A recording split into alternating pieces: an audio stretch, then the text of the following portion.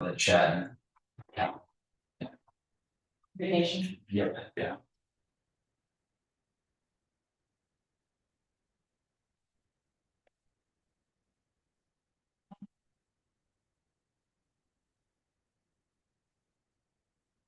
The meetings calendars, our meeting once a month, it can be a little tricky to. I rely on Mike's email reminders. Or he's like, here's the agenda. Yep. All right. Brian.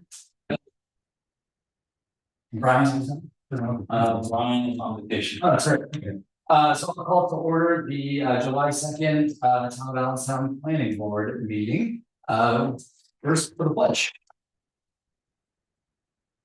I pledge allegiance to the flag of the United States of America and to the republic which is stands one nation under God, indivisible, with liberty and justice for all.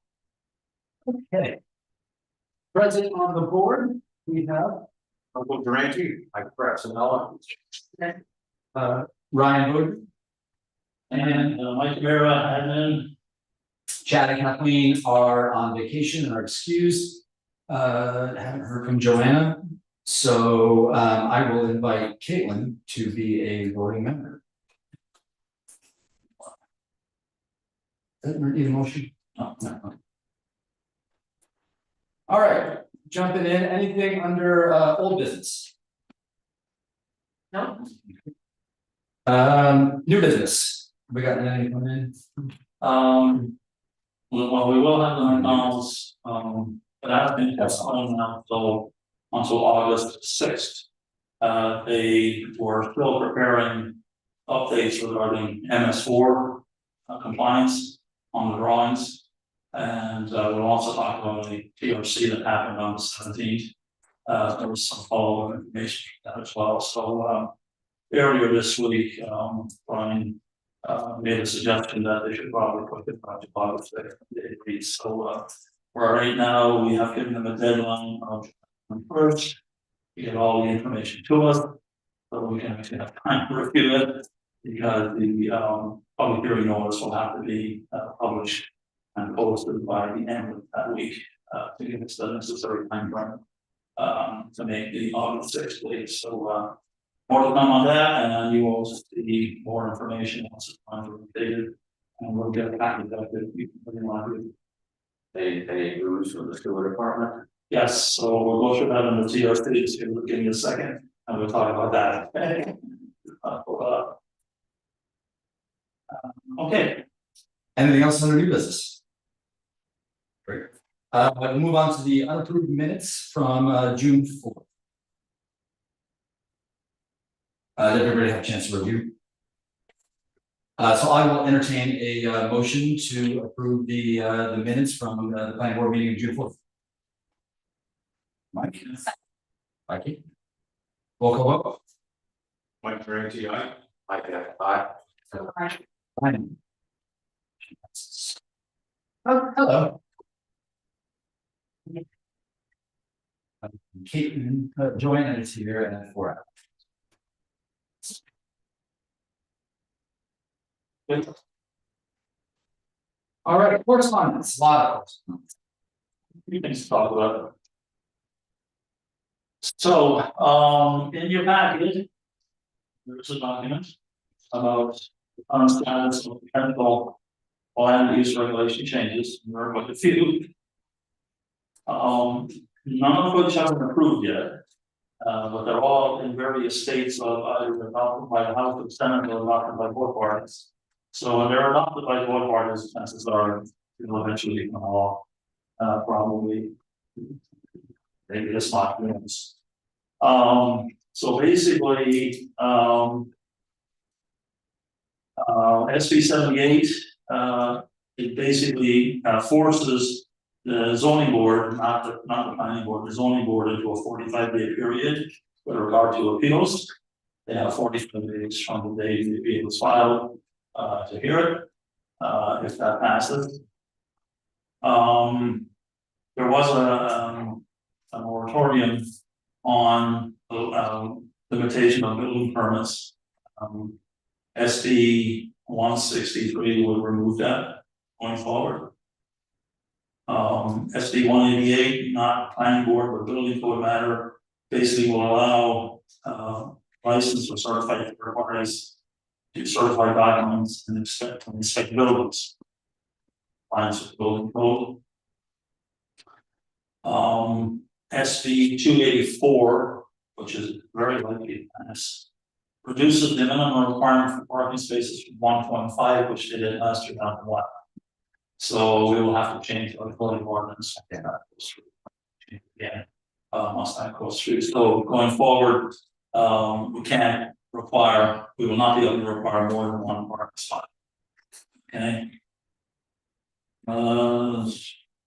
The next one. Would be if you have, 2 people living there, they have to get rid of one of their cars.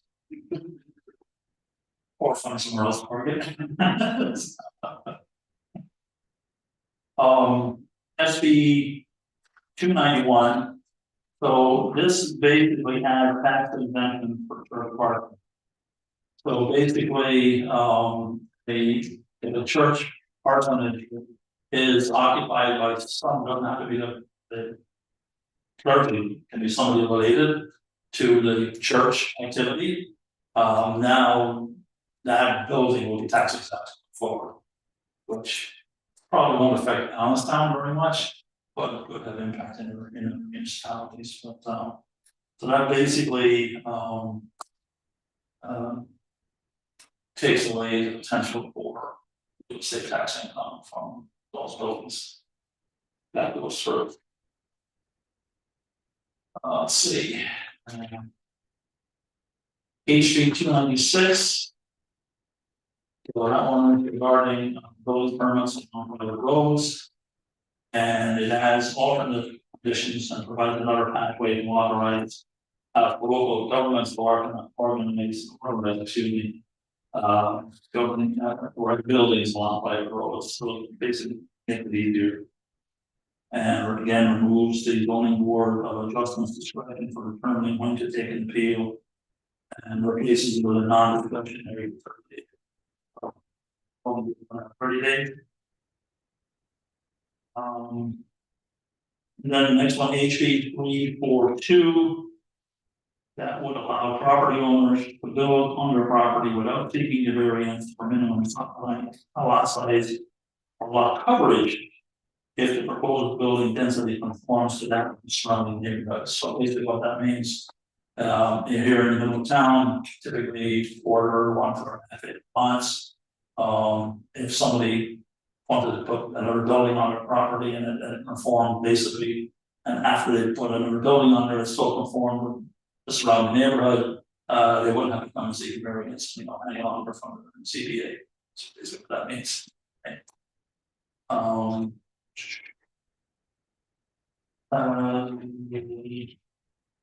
HB 428, again, not a planning board matter, but I want to include it. Basically will prohibit local legislative bodies from making any new changes to the state law. That must have been a problem. They're taking that away.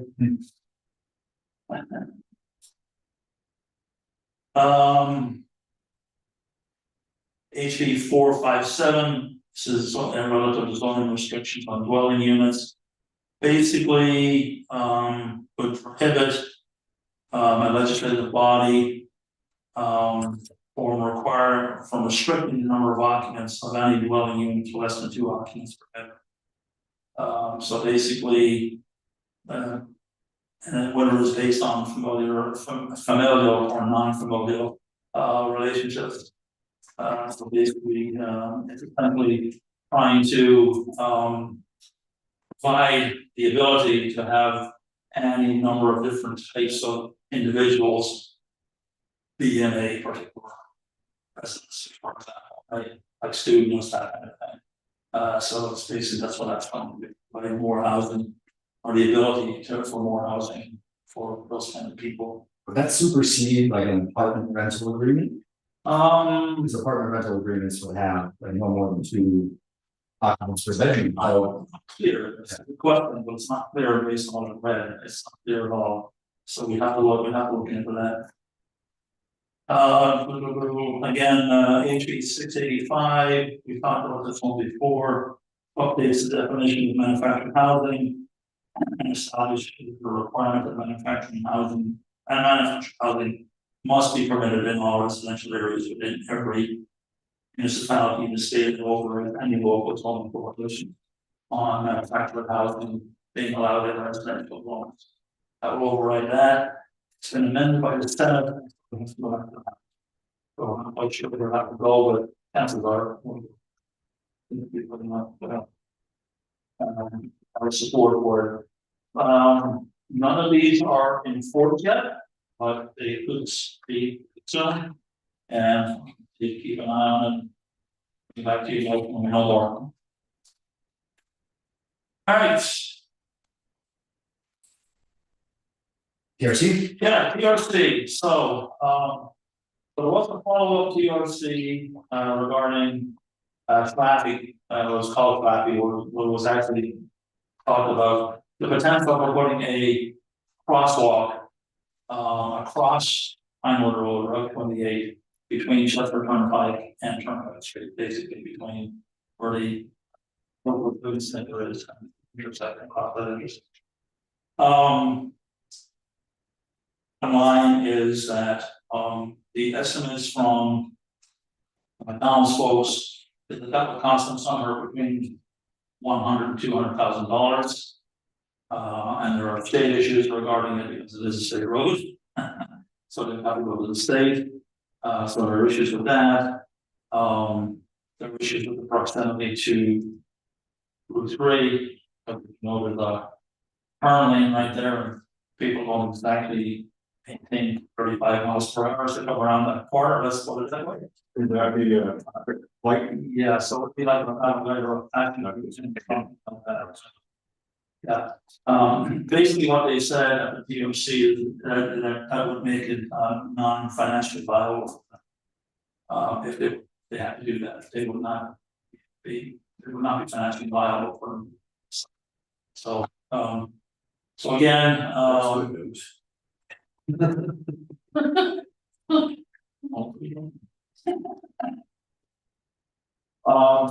so just to really quick, and go back over my notes from that meeting. So it's going to be if approved, it will be a 34th Street restaurant. Now it was initially planned to be 38, now 34, 3,694 feet. They'll still have 2 private lanes. Pembroke Waterworks has no issues, they're all fine. And at this point, the sewer is okay to proceed. So that potential obstacle here to haven't overcome. For some reason, the reason not explained, but as Jeff Backman couldn't make the meeting, so we don't know the reason for that, but looks like it's okay. We talked about the pedestrian connection to the senior living center and their statement regarding it being not financially feasible. They also spoke about looking for a waiver of some of the MS4 requirements. But they're still working on that, and they were basically told at the TFT that they're not grandfathered because the site is completely raised and redeveloped. So they have to meet the requirements or request waiver, which may or may not be granted in most, depending on what the request is. We don't have the details of any waiver request at the moment. So that's something they're working on as well. So that's why we've given them July 21st as a deadline date, because we need time to review any potential waiver requests. And anything that may, show up on the drawing with regard to and so because they are in the end stuff. So we need to work on that. There was some discussion about so a suggestion about speaking with the senior living center about. Yes. Okay, yeah. So they we did suggest that they speak with the senior living center just to see if they could come up with some sort of solution. There is a concern of residents from the center crossing Route 28, obviously. But again, we haven't heard back on it, that, just more on that. But hopefully they do go and maybe they can come up with some sort of solution or compromise, so. And Consideration. yeah. Yeah, I think that was the gist of the just about. Now, that's a particularly difficult intersection, especially once you and even if you. Yeah. Because I know it's one thing that's really problematic is if you're trying to cross or make a left approach. That you can never tell when the traffic is gonna stop turning onto 28. Yeah. So you can't see it until they're in the curve. Yes. Sure. I mean, there are, I mean, even now, there are concerns about that whole intersection. Obviously, like crossing 28, from either just the turnpike or turnpike street. Making a left from just the turnpike onto 28 to get to Route 3. Or if you're coming from Turnpike Street, making a left, crossing all the way over to go northbound on Pinewood Road. I mean, there are issues today. With I that. remember we went through Hillville Village. One of the stipulations we put into their approval was no left turns, check the turnpike onto 28. And that's done by signage right now, so I think it's working, but that's for vehicular traffic. Pedestrian traffic, and not be. And they won't, it's not, they won't want, walk all the way around, so they have to run to do that, so, Yeah, and the road's wide in there because it's of the turning. right. And you have people heading southbound on 28 that don't realize that the turn lane for Chevy Turnpike is not actually the turn lane for Roxbury, and they do one of these kind of things. So that's another issue that people do that intersection. Yeah, I try to avoid that intersection if possible. All right, You have the draft as well, for the public hearing, and that's, did you also, I know it's not on the agenda, but the lot line adjustment? yes, you have a document also, in there, which is a proposed, potential proposed new form. So earlier this week, there's a potential for a new lot line application, it's early yet, and with details. But it raised the question about, well, where do we capture, the documentation for the application for a lot line adjustment? Well, we captured it under the subdivision application form, but not very well. It's basically a checkbox and one other little piece of information, right? So that led to what we have in front of you, which, as I said to Ryan in an email earlier this week, was liberated from the town of Deerfield. Co-op. Co-opted. Yes. And just modified for us. One thing that will change is under the payment section. After talking with Ryan, we're just going to remove the detail here and just say refer to the current version of the fee schedule that's on the list. Because my experience in industry has been that if you put the same information in more than one place, you'll change it in one place and you won't change it somewhere else. You'll forget to do that. A lot of that was. Yes, I know, exactly.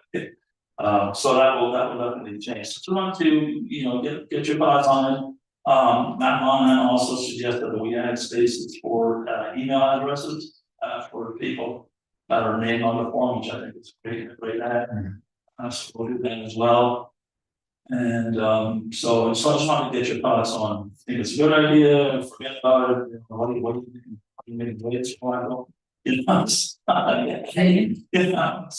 Can you pull up the current form just so they can see, like, are you able to access on the town website? That's okay. On the town website, that is the example of the form. It's combined with the subdivision, and it's just a box on a much larger form that references lot line adjustment in one place. And it is a little bit convoluted. It's convoluted. And basically, if you quickly ran down the first page of the application form, you could easily miss the little checkbox for lot line adjustment. So that's what generated this whole idea of, hey, let's make it easier for people to actually do what we want them to do. And basically tell them what we want from them in one, hopefully one page, and like go to two, add some more stuff to it. I like the inclusion statement of intent. Why are you doing this? In fact, I'm thinking, should that be item number one? You know, you're doing this, and tell us what's what. Yeah. Yeah, well, I mean, well, we need to gather all the information, so, you know, if they're not gonna give us a statement of intent, they're not gonna get processed. So, that's good. And I did want to also provide the opportunity for them to add additional fees or drawings or whatever they want to add to the form, make it easier for us. You know, and for people like Brian Armstrong, they look at stuff like that before it even gets to the time board. So public hearing notice, that basically water kind of language. We get posted posted on the website and here at town hall. And also published in the Union Leader 12 days before the meeting. The law says 10, but you can't include the day of the posting of the meeting, so I'll do it.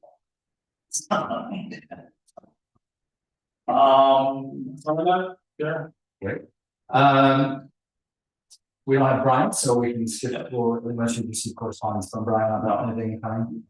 Last night's binders, but not you on it. Okay. Right now, the meeting is scheduled for July 16th. We did have the application that we were gonna do at that time, but how was our, outside of the review of the fee schedule? There's really nothing else for July 16th. We potentially move our discussion of the review of our recently updated fees to the following the application review. Okay. Absolutely, yeah, we can move to August 6th.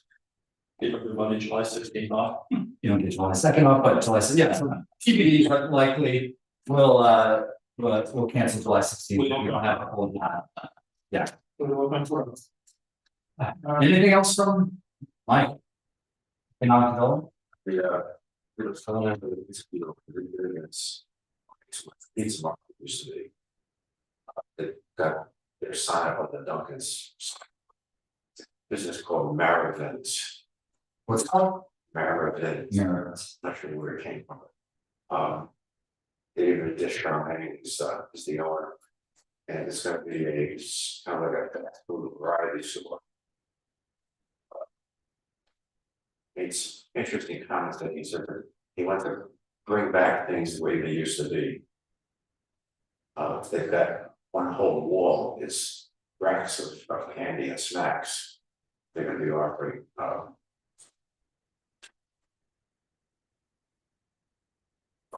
various kinds of pizza. Says they're gonna have offering an 18-inch pizza and a 21-inch sub. Okay. You showed me a picture of pizza that they're offering. I've never seen someone that wrong pizza.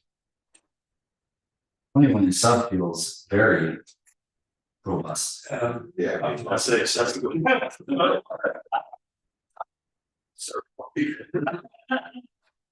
But they hope to be opening within a week or two. Okay. Excellent. Great. Anything else from anybody? Or we? Tomorrow, the Suncook Group of Convenience is having a 20th anniversary customer appreciation day. Time is that all day? Or? All day, a few things. And now also they're gonna have free coffee all day, discounts on food. They're gonna have giving away raffle tickets for a whole series of prizes that they'll be giving away at the end of the day. So tomorrow, yeah. So all day tomorrow. Great. All right, well, if there's nothing else, I will entertain a motion to adjourn. So move. Second, and finally. Roll call vote. Mike J. Aye. Luana Rashad, Caitlin, I. Ryan, I. Meeting adjourned at 6:15. Thank you everyone.